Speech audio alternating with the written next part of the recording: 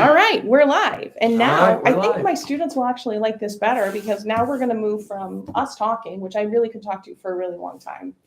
I feel like, the thing about doorknobs in conversations, you're really good at laying out doorknobs that make me want to keep stepping through, which is why people love being on committees with us. Yeah. Right? So we're looking at page 26, 27, 28, and we're actually looking at assignment 4, which is gently recommended or with threat of not being accredited anymore by the Council on Social Work Education, that our students really have to talk about these competencies, which I feel like we've been including. And that's something through my career I've had to say is like, this is what a social worker is, and Right. This is what I bring to the table. Yes.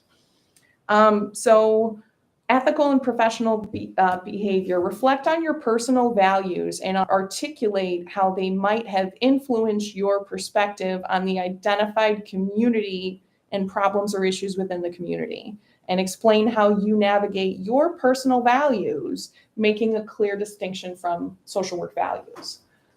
So are there ways that you have felt personal values rubbing up against Yes. the ethics of social work? Yeah. Clearly, one of the pieces of social work education is self-reflection, right? And I know that, many students that I've worked with over the years, I was a field supervisor for SAS for, 18 years, something like that. And often the students felt that one of their strong suits was self-knowledge and self-reflection. And it often was, because they spent a lot of time kind of thinking about, where they fit and where they came from and how that informs some of their decisions for career choice. So I think there are a lot of times when I personally have had to consider those kind of things, particularly when I work in criminal justice. Important to think a lot about how I felt about, crime and victims. I have throughout my career spent time working with sexual offenders, and that certainly requires quite a bit of thought and maybe some internal work and understanding kind of where they came from, where I'm at, where, my life has taken me and what my thoughts are about that. So, I think you got to look at that and you got to know what your blind spots are if you have them. Oh boy, I have met people throughout my career who are like, particularly with sex offenders, nah, I can't work with those guys. Yeah. I don't want to work with those guys. Maybe it's, someone in their family was victimized. Maybe someone in their family has committed sexual offenses. So, yeah. But yeah, so I feel like that is one where people personally feel very hopeless about sex offense and understanding it. And certainly we don't know about it. And I remember in grad school taking this on as a policy because I was, they named me. I was like raising my hand in class and participating as I do. And they said, are you one of Eric's, meaning do you work for Eric Morse in Frontline Service? Because there's very much a big push on housing first and motivational interviewing. And, we are not in the business of protecting our patients from our own consequences. We are also not in the business of raising up their bottom.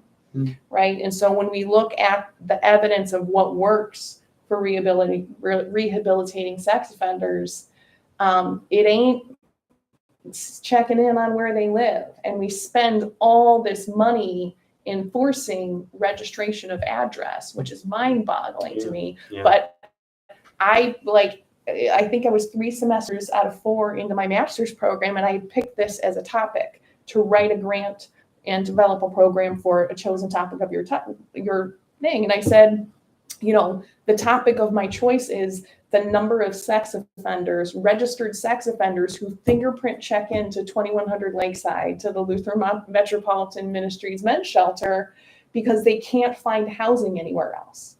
So there's 500 men a night sleeping there who are there or diverted somewhere else. And how many of them are just trapped? And we know how expensive homelessness is as a society. And I had people in the class give me feedback on my presentation. Like, when I saw your topic, I didn't even want to listen to you. I thought it was really disgusting that you would pick this. How could you have empathy for these people? And then I listened to what you had to say, and I was amazed. I never thought about it Because why would we want to think about it? Why would we want to think about life after? Yeah, I think I'd like to highlight how could you have empathy for them, because that's an important issue. And I think, speaking specifically to the competency and what how you might have felt, how I have felt at times in my career, I guess one of the questions is, how do you necessarily feel about, helping some guy who's a convicted child molester find a home, and I'm sure there's part of me that would say, well, the heck with that. I don't want to do that. That guy's a bad person. Mm-hmm. But then it's working through some of the issues that, again, we're talking about self-awareness, and self-awareness being an important competency for social workers. Yeah.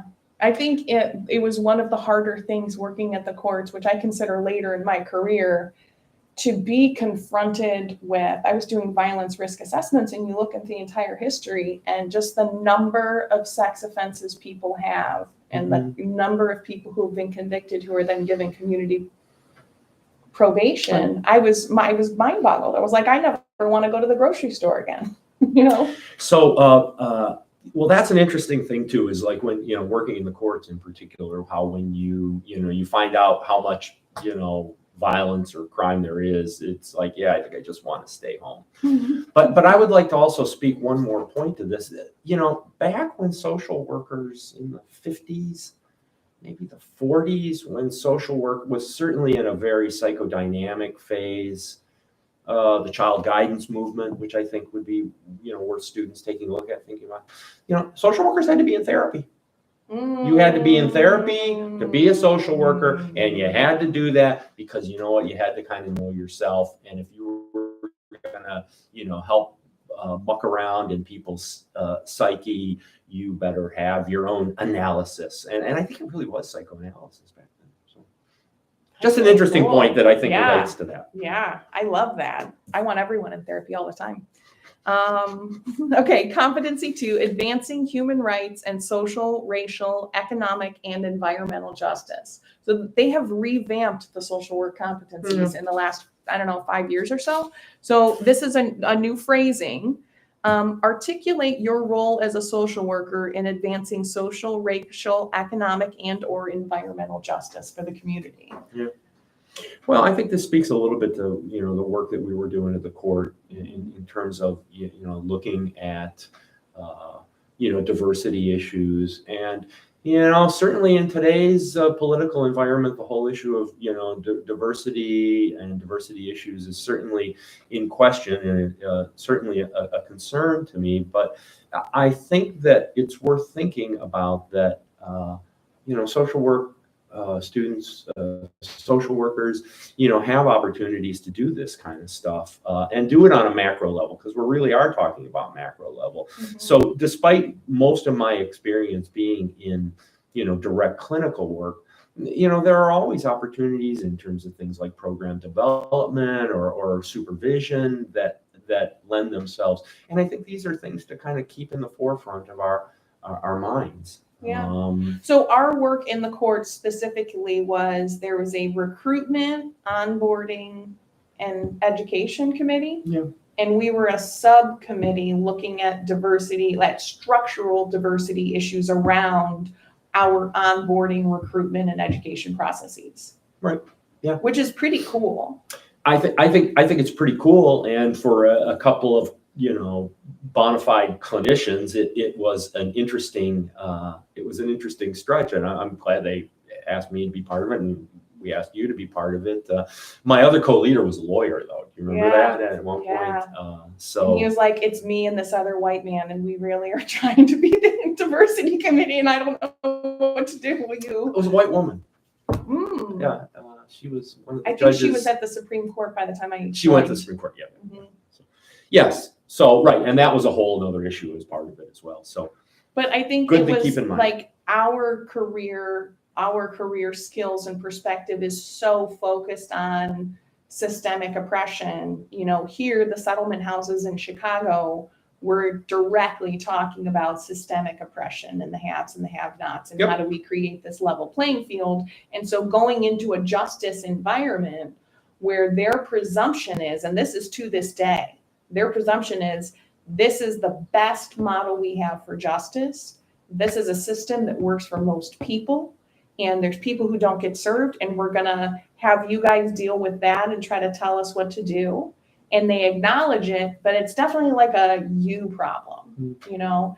And I was surprised, I was not anticipating, you know, I had 15 years in community mental health type programs and homeless programs. So moving into the courts, I truly thought like, I'm going to give it 6 months. And if I don't like it, I'm just never going to put it on my resume. Like I really was not sure how it was going to be received. So I was surprised by judges and attorneys and prosecutors being really hungry for analysis and information and linkages and supports, because at the end of the day, they're people, you know, and they're people within a different system that has a different perspective, but you can only mask so far when you're looking at someone who believes they are Nicki Minaj, who has one leg lost to frostbite because they've been running around, you know, with no shoes on. It's very obvious that there's something else going on and that they are out of their depth. And I would say that, you know, most of the good judges and most of the good prosecutors and defense attorneys, you know, if you ask them, they're like, yeah, I just want to help this person. You know, I want to keep society safe.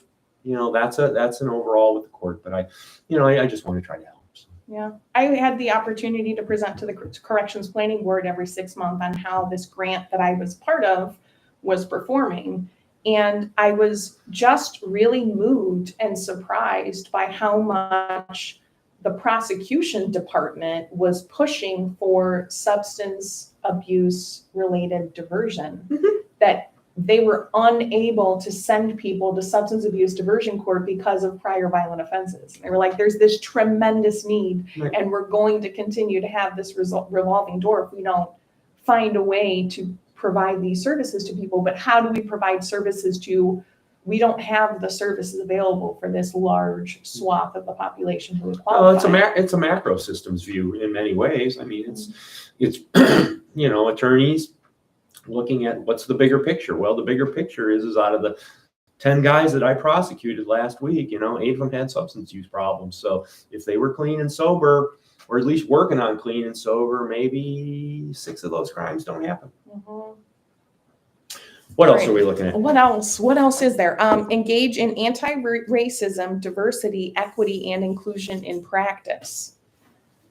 This feels so similar to me to the prior one, but the prior one to me feels more systemic, and this one is more, I think, individual to your practice. Yeah, sounds right. And I think I'd probably merge that a little bit with number 1, interestingly. So one of the things that's important to take a look at, you know, I think maybe as I mentioned to you privately, I grew up in like white middle-class suburbia, right? And had not had a lot of interaction with people of color. So, you know, part of what is involved in, you know, anti-racist kind of activities, I'm not sure how they worded it, but, you know, is having some knowledge of, you know, my own, you know, racial blind spots. You know, we were talking about riots in Cleveland, and what did I learn about those riots in Cleveland in the 60s versus, you know, now that I've read, now I understand a little bit more about what really happened. Yeah. Right? So yeah, I would merge that with number 1 and think about it, yes, on a kind of an individual level.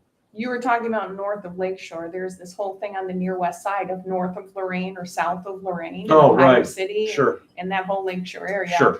And my dad was not allowed to cross Lorain to visit my mom's neighborhood when he was growing up. So she was like from the rough side of the tracks. Yeah, the other side of the tracks. Which she was acutely aware of. You know, was there something like that in Parma? No. My dad said, yeah, you weren't allowed to be you weren't allowed to say no blacks can apply anymore once the civil rights passed. So in the newspaper, you would see when they would hire for a housekeeper in Parma, must speak Polish. So they just found their way to keep it as lily white as possible.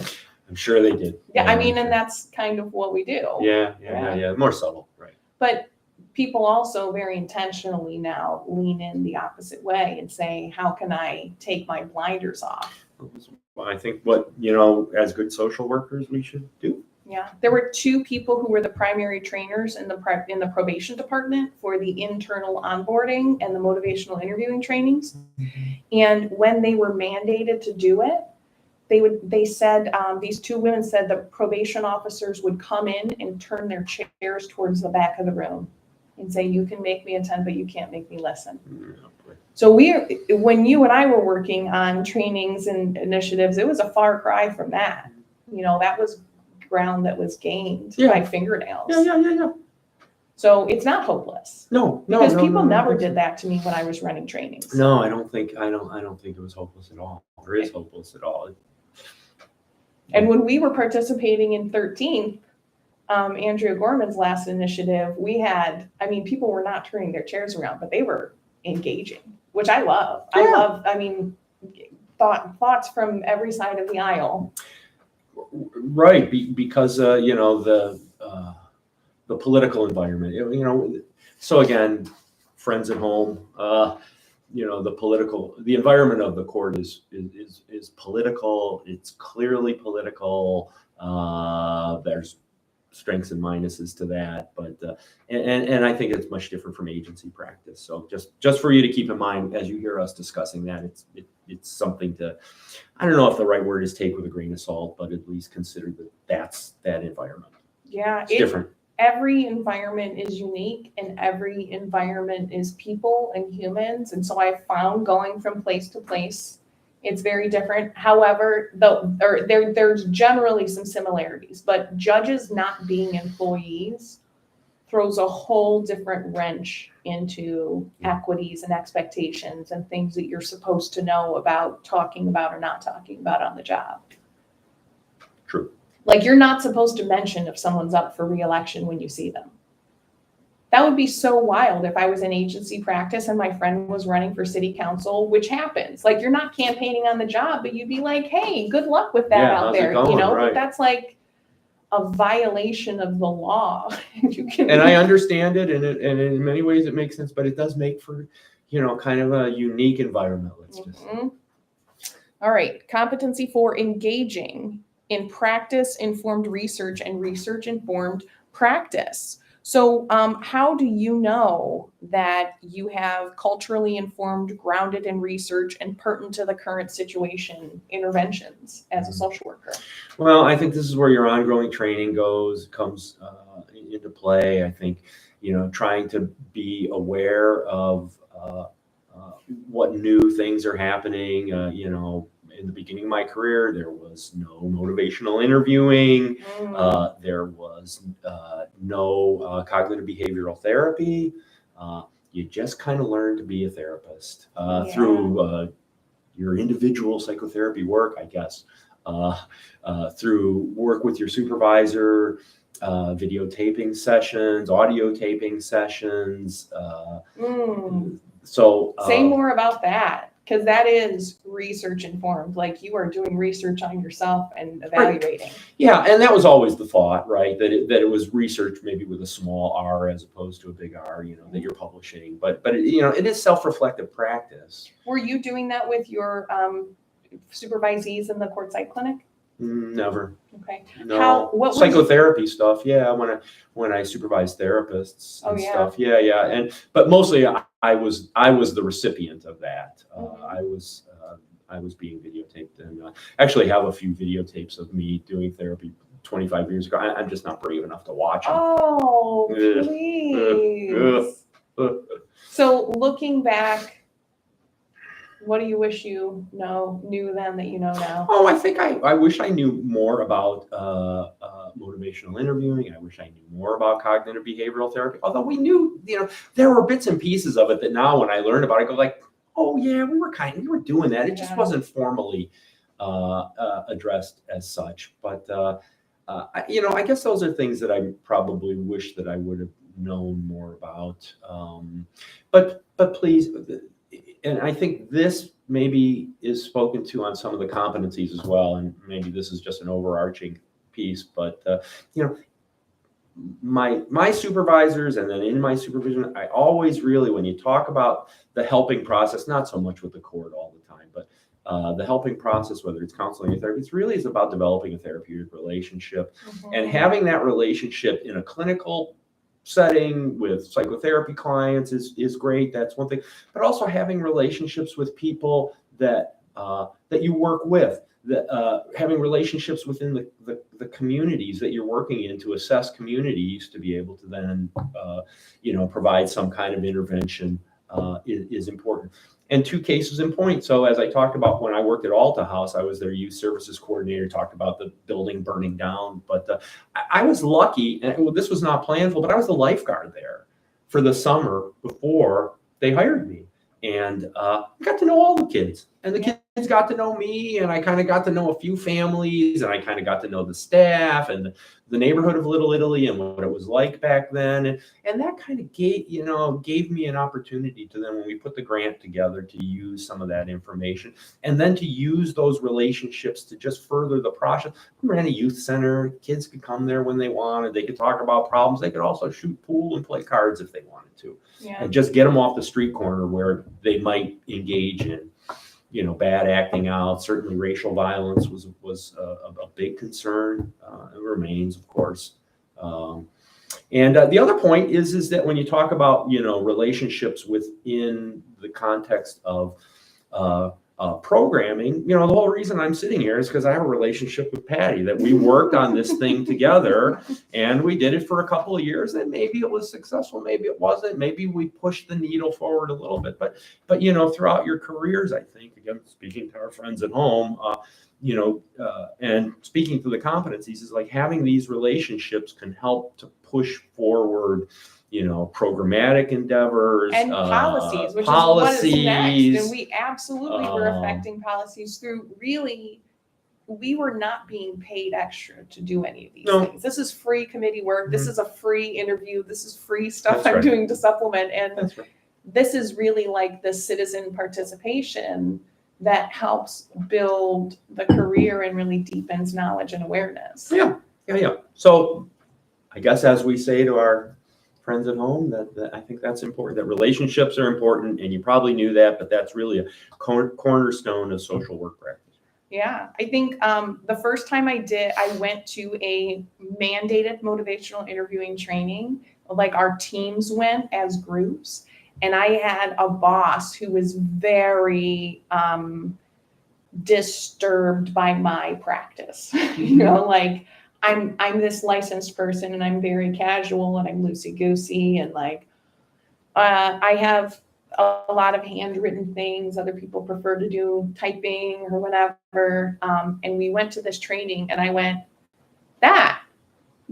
this is what I've been saying. And there's all this research for all this time. Right. And my boss apologized to me after the training. She was like, I really didn't know how to put words to what you were doing, because she felt like I was excusing bad behavior, or I wasn't hard enough. She was very much from the old school state of New York inpatient substance abuse treatment, where you put a dunce cap on someone for saying something stupid, or say until you're done sitting in your own shit, you have to wear the diaper, and they would make people wear adult diapers on the outside of the clothes. And they were really intense on raising the bottom. And I was like, oh, not me. I guess write me up. I don't care. Yeah. She was like, I don't know what to do other than threaten you, But what I tell my students all the time, and I tell people, because I do continuing ed trainings, is it's called motivational interviewing. Thank you. And there is this title to it because someone got a PhD in it. But at the end of the day, all the greats that I've learned from, people who have invented evidence-based practices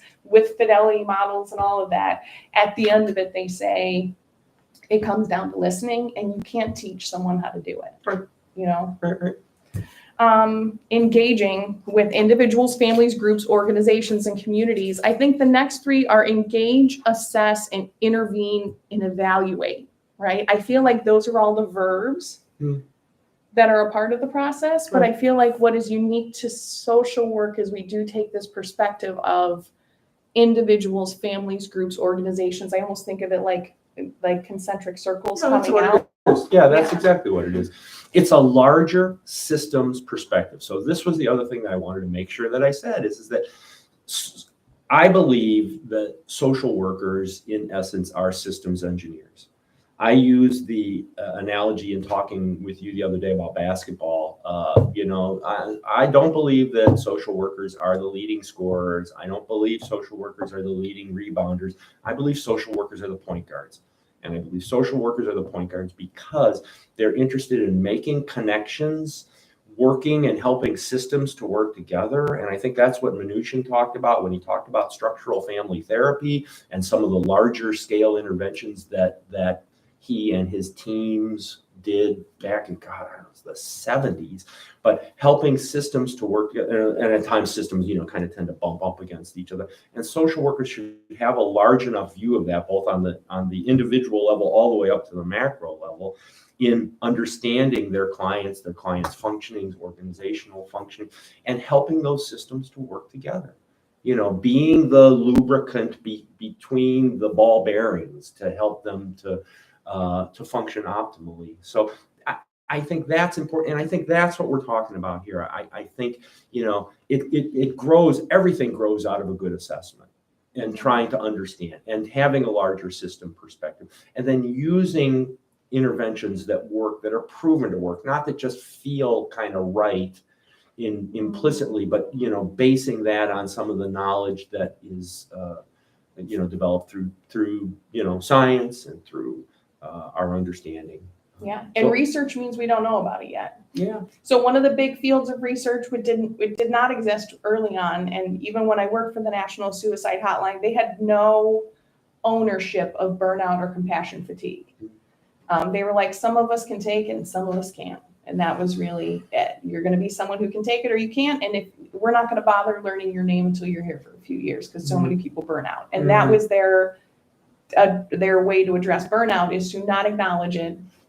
And then just work in this burned out way, Now we know a lot more about it. And I think of the courts, I deeply wanted to create trauma-informed continuing education for judges. I still am very passionate about it. I would love to provide it because the amount of time you have to sit and really contemplate horrific images after the fact, as a court stenographer, as a judge, as a bailiff. You mean for court staff? Yeah, to apply for themselves. Yeah, well, no, that's a great idea. That's a terrific idea. I was worried about secondary trauma like that. Sure. Yeah, so you are someone later in the career who I met, and I was like, this guy's got it.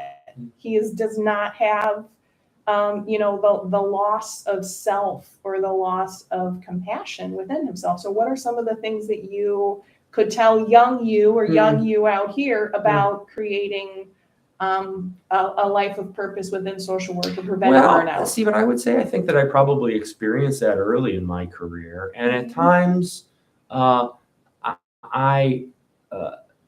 have felt that the court allowed me. The court had really, God, I don't know how to say it. The boundaries were, I was able to have the boundaries because in the court, the thing, Patty, that was different from my job that allowed me to live there for 27 years was I didn't really have to, quote, help people. Now, I know that might sound weird for our friends early in their social work career, but we defined the client as not the person sitting across the desk from us, but often the client was the community. Yeah. We saw the client as the larger sense, and we saw the client as justice, as the sense of justice that needs to be carried out in that building. So I would say that the organizational structure kind of allowed that, and our viewpoint allowed that. But there are classic ways to be able to deal, with burnout. Because I did some initial research and presenting on burnout in like 1981 and 82, really thinking about this because of my experience. And I think what I remember about it is either you change yourself or you change and your view of what's happening, or you change the organization. So if you feel like having to make 200 peanut butter sandwiches on the overnight shift was contributing to burnout, you would go to your boss and try to change the environment and say, hey, listen, 200 sandwiches is too much, blah, blah, blah. And if they said no and you tried and it's like beating your head against the wall, then the issue is, okay, well, maybe I need to change my view about these peanut butter sandwiches. Maybe I need to think about it more as like a compassionate, loving thing to do, and less about just a menial task. And then finally, the last point of it is quite frankly, if you spend enough time in it and you can't accomplish either of those goals, then you just decide to move on, and that's what happened. Yeah. Right? You know what's so funny about the peanut butter sandwiches is that I had to change what I was expecting and change the way I ask questions. And, I learned how to make country sausage gravy and biscuits from scratch. Because it was not like, hey, who wants to make sandwiches? I realized in the kitchen, I was having great conversations with whoever was on dishes chore. Mm-hmm. So I thought, oh, how can I do this? And then I'd say, who wants to make breakfast? And they would make breakfast from scratch for 40 people. And I learned amazing things about cooking in the Commonwealth of Kentucky from people from all over the Commonwealth. I never, right? And like, if I would have said, help me make sandwiches, I would have continued making sandwiches, and I would have never have known the depth of learning and engagement that I could be experiencing. I think what you said stimulated one other thought that I think I'd like to add, kind of as we're wrapping up, I think is to think about this is that, being self-aware, back to one of the original competencies, and self-aware of how you're reacting to your clients and reacting to the systems that you're interacting with is important. And then the second part of that, though, is hopefully you got a good supervisor you can talk to this stuff about. Oh, yeah. So I think we'd be remiss if in our conversation we didn't at least highlight for our friends at home the whole notion of use of supervision. Yeah. And how important use of supervision is, both, like, I had a hard time with this report, and should I put a comma here or a colon here, or how do I, write this description of this situation, to something more like, wow, this client is just getting under my skin, and I just don't know what's going on, and can I talk to you about that? And then hopefully you got to make sure your supervisor knows the difference between providing psychotherapy and providing supervision. Because there's a line. Yeah. There's absolutely a line there. But it is okay to talk with supervisors about, like, why is this, why do you think you're reacting this way? And then maybe carry it up to the point, and then maybe at some point say, well, maybe this is something I'll look at in my own therapy or my own recovery work or my own prayer or meditation or whatever it is that you do to be able. So I wanted to make sure we said that too. I love that. Yeah. And get your S. Don't stop at the I. All right. Thank you. Thanks, everybody. Good luck. If you want to follow Patti Napolitano, social worker, on YouTube, or this is the Planting Trees for Future Shade podcast, it will be uploaded when I can get it to work. Thank you, guys. And thank you so much. Bye, guys. See ya. Good luck. Thanks, Patti. TV.